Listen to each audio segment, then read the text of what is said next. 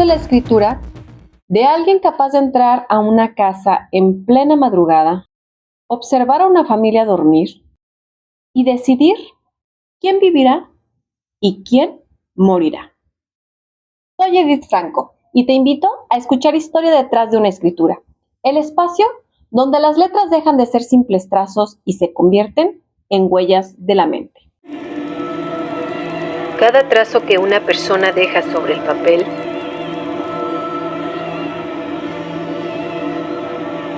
es una revelación. No de sus crímenes, sino de su mente.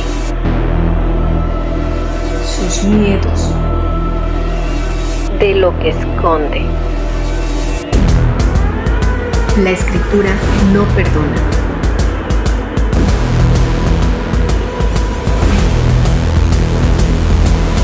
Y hoy vamos a leer entre líneas.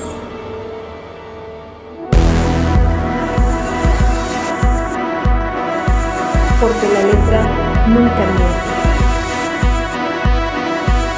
Aunque el asesino jure que sí. Esto es Historia detrás de una escritura.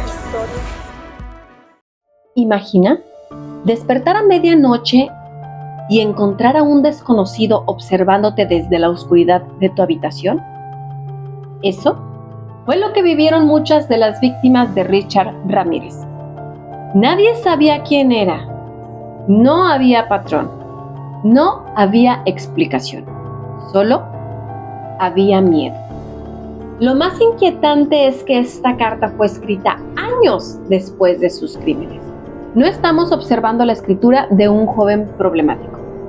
Estamos observando la escritura de un hombre que ya conocía perfectamente la oscuridad que había en él. En el episodio de hoy, nos adentraremos en la escritura de Richard Ramírez, el hombre que aterrorizó California durante los años 80 y que pasaría a la historia como el acosador nocturno. Apaguen las luces, acompáñenos y descubramos qué secretos parecen esconderse entre las líneas. Richard Ramírez nació en Texas en 1960, hijo de migrantes mexicanos. Nació en un matrimonio bastante conflictivo, violento y disfuncional. Su padre era un obrero y ex policía, originario de la ciudad Juárez, Chihuahua, quien era sumamente violento, no solo con él, sino con todos sus hijos, a quienes también violentaba constantemente, pero en especial a Richard. No contó con una infancia lo que se dice fácil. Cuando era niño, mientras jugaba en el parque en los columpios en compañía de su hermana Rosa, Ramírez se golpeó la cabeza, lo que ocasionó que quedara inconsciente. Esto provocó que sufriera enloquecedores ataques de epilepsia hasta la pubertad. Y por si fuera poco, vivió un macabro episodio a sus 10 años de edad. Cuando su primo, después de discutir violentamente con su esposa, la desvivió de un tiro en la cabeza en presencia de Ramírez.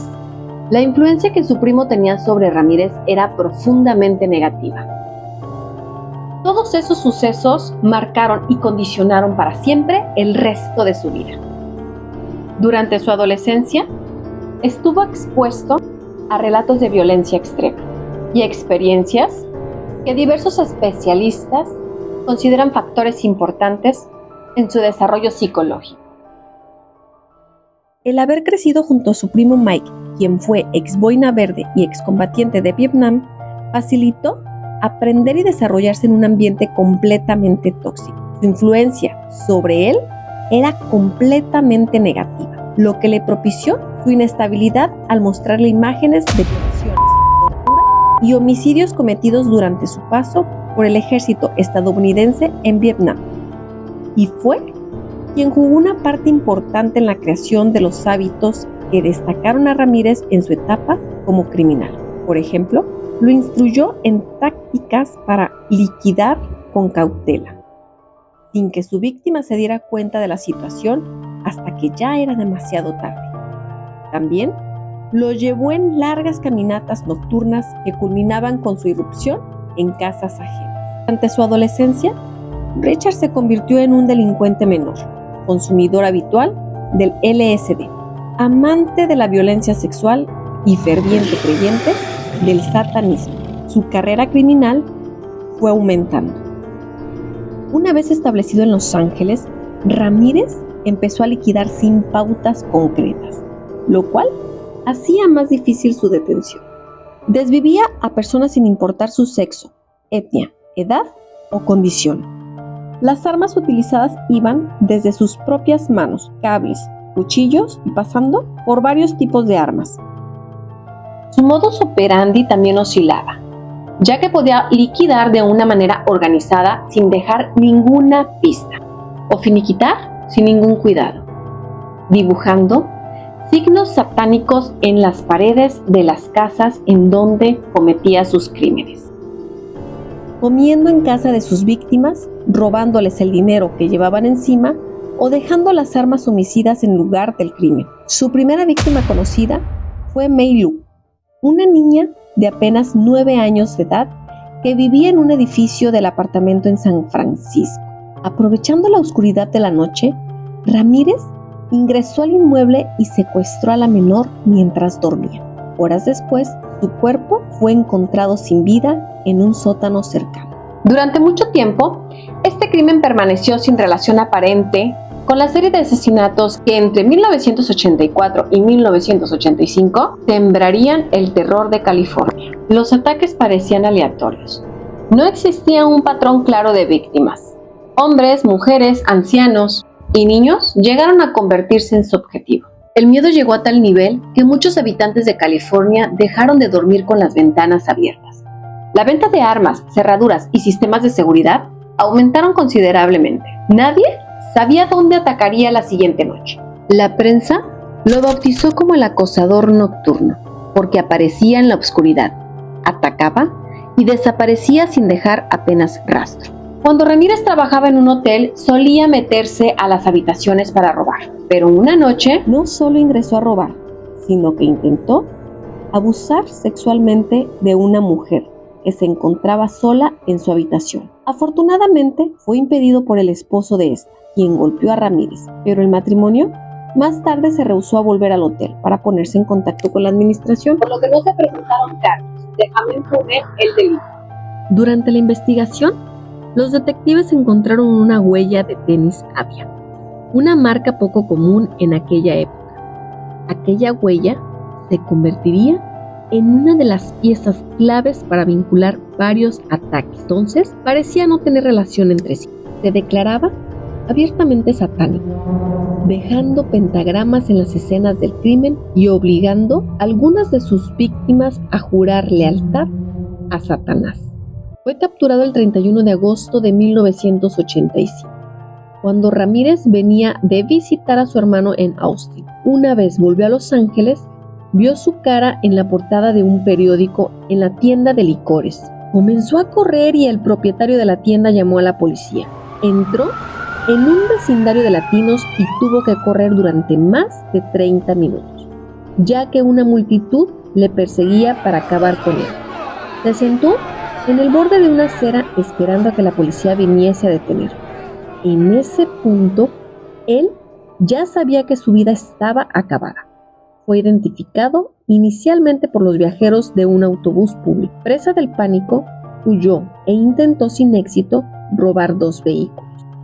Fue golpeado con una barra de hierro en la persecución y finalmente estuvo a punto de morir linchado por varios ciudadanos. Tuvo que ser la propia policía la que le salvara de dicho linchamiento. Cuando finalmente fue capturado, el país entero quedó impactado al descubrir que detrás de aquellos actos se encontraba un hombre aparentemente normal. ¿Pero qué lo hace diferente a otros criminales seriales? A diferencia de otros, Ramírez no tenía un perfil de víctima específico. Atacaba a hombres, mujeres y a niños de diferentes edades. Ingresaba a las viviendas de noche a través de ventanas o puertas abiertas. Disparaba o golpeaba a los hombres y sometía a las mujeres a agresiones brutales y tortura. Sin embargo, existe aún algo más perturbante que la violencia de sus crímenes, porque cuando las cámaras se apagan y los expedientes se cierran, todavía queda una pregunta por responder. ¿Qué ocurriría en la mente de un hombre capaz de cometer semejantes atrocidades? Y aunque nadie puede leer los pensamientos de otras personas, existe un elemento que puede ofrecernos algunas pistas: tu propia escritura. La carta que estás a punto de escuchar fue escrita por un hombre responsable de algunos de los crímenes más aterradores de la década de los 80. Lo inquietante no es lo que dice, sino lo normal que parece. Frente a nosotros tenemos una carta aparentemente tranquila. No hay amenazas, no hay rabia evidente, no hay referencias a los crímenes que lo hicieron famoso. Sin embargo, al observar detenidamente cada trazo, cada espacio y cada presión de la pluma, comienzan a emerger ciertos elementos que resultan inquietantes. Las tensiones más profundas no siempre aparecen de forma evidente. A veces se esconden en pequeños detalles que al acumularse crea una atmósfera psicológica particular. Y eso es precisamente lo que ocurre aquí. Uno de los rasgos más evidentes de esta muestra es el uso exclusivo de letras mayúsculas, acompañadas de un tamaño relativamente grande. La escritura grande suele asociarse con una necesidad de proyectar presencia, con deseo de ser visto y escuchado, y con una expresión expansiva de ideas. También puede proyectar distanciamiento emocional, protección de la intimidad y tendencias a ocupar espacios psicológicamente. Dentro de su escritura, observamos pequeños ángulos que son pequeñas señales de dureza, así como símbolos de tensión, defensa y confrontación. Al avanzar por la página, existe un detalle que fácilmente podría pasar desapercibido. Conforme la carta avanza, el margen izquierdo comienza a ensancharse. En el lenguaje simbólico de la grafología, es como si el escritor fuera alejándose poco a poco de un punto, de un origen. Una retirada silenciosa, una necesidad de mantener distancia. Un movimiento casi imperceptible que parece decir: acércate, pero no demasiado. Entre los trazos aparece un gesto conocido como golpe de sable. No es una simple línea, es un movimiento brusco que parece atravesar el papel con intención. En grafología, cuando este signo se presenta de manera intensa, suele relacionarse con impulsos de confrontación, agresividad y necesidad de imponerse. Es como si por un instante la escritura dejara de comunicarse para atacar. Los puntos mal colocados reflejan impulsividad, desorganización y falta de estructura en el pensamiento. Denota dificultades para gestionar el tiempo, la planificación y el análisis. Entre los trazos aparecen pequeños bucles, curvas que se cierran sobre sí mismas como si guardaran algo en su interior. Para algunos grafólogos, cuando estos movimientos se vuelven excesivos, puede simbolizar secretos, mecanismos de ocultamiento o una tendencia a no mostrar completamente las verdaderas intenciones. Son trazos que parecen invitarte a ver más allá de lo evidente, hacia aquello que permanece escondido detrás de las palabras. Otro elemento interesante es la distribución irregular de los espacios. Por momentos, las palabras se acercan, por momentos se alejan. Esta fluctuación suele interpretarse como una oscilación entre la necesidad de vínculo y la necesidad de aislamiento. Es una dinámica que genera cierta sensación de inestabilidad emocional, como si la persona se acercara al mundo y luego retrocediera inmediatamente. Quizá lo más perturbador de esta carta sea precisamente lo ordinaria que parece. No transmite la imagen que la mayoría imaginaría al pensar en uno de los criminales más notorios de la historia estadounidense. Y tal vez ahí radique la verdadera lección. Las personas son mucho más complejas que sus actos, sus rostros o incluso su escritura. La grafología puede señalar tendencias, conflictos y matices de personalidad, pero no puede explicar completamente la oscuridad humana. Cuando fue llevado a juicio, declaró: Ustedes no me entienden. Están tratando con algo que está más allá de su experiencia. Durante el juicio, lejos de mostrar arrepentimiento, Ramírez levantó una mano marcada con un pentagrama y gritó: Salve Satanás. Para muchos, aquel momento confirmó que no estaban frente a un criminal común. Fue acusado, entre otros delitos, de 14 homicidios y 22 cargos de agresión sexual. A pesar de estos datos, se estima que actuó en muchas más ocasiones. Dado que su modus operandi no era fácilmente identificable y él nunca colaboró dando datos de sus crímenes. Tras 4 días de liberación en 1989, fue declarado culpable de 13 cargos de homicidio y condenado a la pena de muerte en el estado de California. Aunque Ramírez nunca fue ejecutado, y aquí aparece una de las paradojas más desconcertantes del caso. Mientras las familias de sus víctimas intentaban reconstruir sus vidas, cientos de mujeres enviaban cartas de amor al hombre que había sembrado el terror en California. Después de su captura en 1985, Ramírez provocó un fenómeno que sorprendió tanto a criminólogos como al público. Recibió una gran cantidad de cartas de admiradoras y propuestas de matrimonio por parte de mujeres que se sintieron atraídas por él a pesar de la brutalidad de sus crímenes. Resulta aún más desconcertante que se convirtiera en objeto de admiración para numerosas mujeres. La fascinación era tal que parecía ignorar incluso aspectos evidentes de su apariencia, como el grave deterioro de su dentadura, consecuencia de años de consumo de drogas. Este fenómeno suele conocerse como término utilizado para describir la atracción romántica o sexual hacia personas que han cometido delitos graves. Algunas mujeres asistían regularmente a sus juicios para verlo. Incluso, varias seguidoras expresaban que creían en su inocencia o minimizaban sus crímenes. En 1996 se casó en prisión con una editora de revistas que le escribió durante años y defendió públicamente su inocencia, pero dado que su matrimonio se deterioró con los años, ella desapareció. Richard Ramírez falleció el 7 de junio del 2013 a los 53 años de edad, en un hospital de California, mientras esperaba en el corredor de la muerte, a causa de complicaciones derivadas de un linfoma de células B. Nadie reclamó su cuerpo y por ello sus restos fueron incinerados. El misterio nunca fue cómo cometió sus crímenes, sino el entender qué ocurre dentro de una mente capaz de cruzar límites que la mayoría ni siquiera puede imaginar.